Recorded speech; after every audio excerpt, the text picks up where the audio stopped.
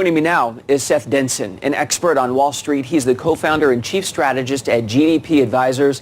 Seth, thank you for being here. First of all, legality. Colluding. It's illegal usually. For instance, if car executives all got together, they coordinated their prices or public announcements to affect the stock price. Is it illegal to collude with your friends online, just basically saying buy, buy, buy?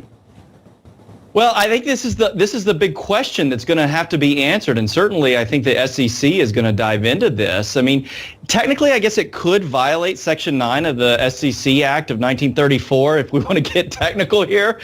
You can't have price manipulation and collusion. I think there's two things to consider here, though. One is, this is kind of hard to prove. I mean, how did all of this operate? Is it just, hey, like anybody else saying, hey, let's go buy this thing? And I think that there's going to be a lot of things that have to be considered as we go through the next days and weeks and even months.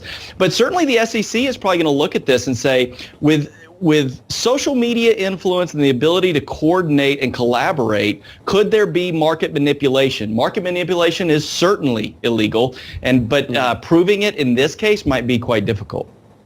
Yeah, they can't prove. Like, you could say, I came up with the idea. I didn't read it there. Robinhood is getting pounded for stopping users from buying these stocks. Congress people are tweeting about this. Is it legal for stockbrokers or, let's say, an app to refuse to trade certain stocks?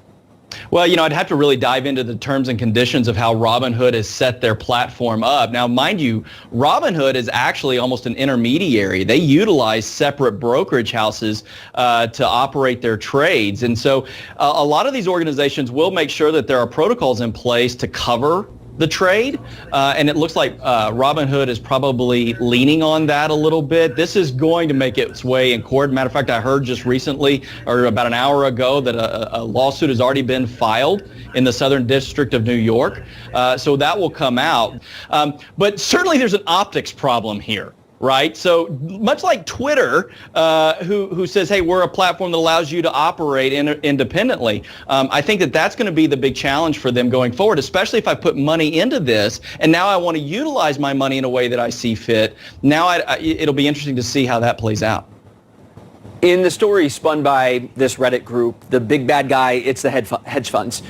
Are hedge funds all Bernie Madoffs, or could this ploy maybe affect all of us, like someone hoping to retire or buy a house and their money winds up in a hedge fund?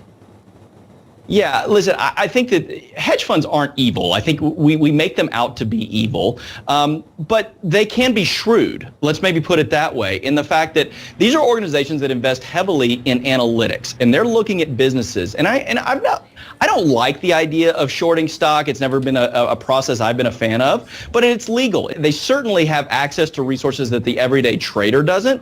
But at the end of the day, there are normal people that utilize these hedge funds, and they're going to get burned by this. But then there's normal people, everyday people that are day trading on this, and they're probably going to get hurt too.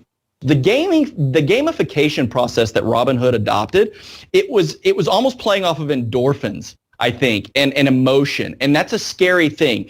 To invest, you need to be engaged. And if you're not engaged, you need to hire someone that is. And if you're not doing either of those, don't invest something you're not willing to lose. That's called gambling.